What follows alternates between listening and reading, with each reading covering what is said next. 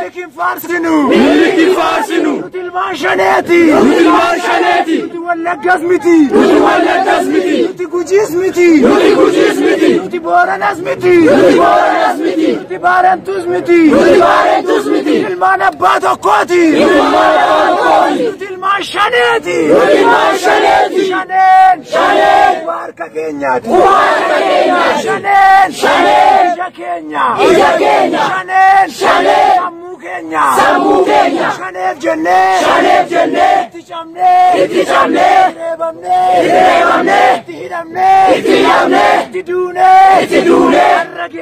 Harra genye. Ammammo. Shane jenne kane. Ilman mililik jenne gallu. Shane jenne kane. Shamtam jenne gallu. Shane jenne kane. Washan jenne singallu. Shanen. Samtu miti. Shanen. Gantu miti. Shanen. Hattus miti. Shanen. Ilman kenya. Shanen. Tifachas miti. Shanen. Enyumma kenya. Shanen. Ijoollee marrooti. Marroon. Abbaa keenya. Shanen. Jirtu. Ati maaloodha. Shanen. Agarsiisa dhagee.